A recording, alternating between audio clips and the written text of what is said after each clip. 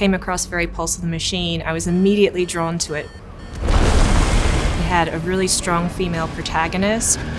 Martha's journey is really going from an individual who's just trying to survive into embracing that she may not be in control of the situation. This is Martha Kivelson, IO Expeditionary Mission. She's thinking logically, but she's not thinking emotionally because she can't have space for that right now because she's in shock. I don't have time to figure out what unresolved psychological conflicts gave rise to whatever this shit is. And so I actually made the feminine stuff in the external world around her, and she's fighting against that as she's pushing through and trying to stay in control.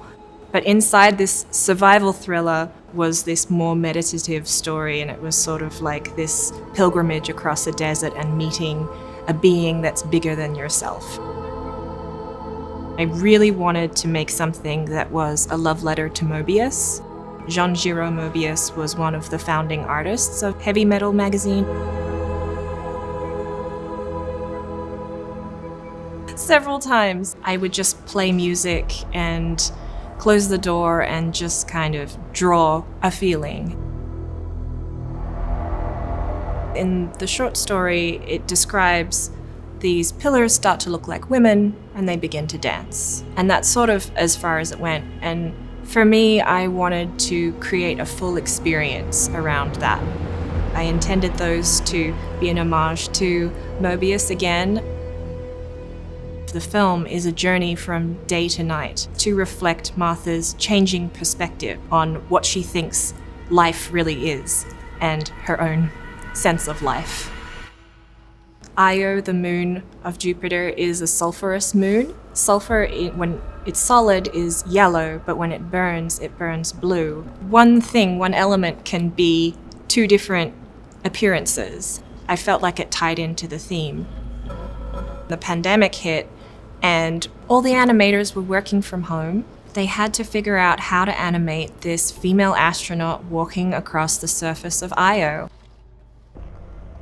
Without any reference, it was very difficult. So I ended up going to the beach in Santa Monica just to show how the body moves when it's interacting with sand and the difficulty. It's very exhausting, actually. And so it was really helpful for them to see how that all works and just to get the posing right. Pretty intense. That final leap that Martha does when she sacrifices herself, I wanted a specific line of action, and the only way to really do it was for me to perform it in the end. Well, you gotta do what you gotta do, you know? Polygon Pictures had the technical and artistic craftsmanship that I was really looking for, and I felt had the potential to push the technology to develop this Moebius-inspired look. I'm so grateful that they agreed to be a part of this film.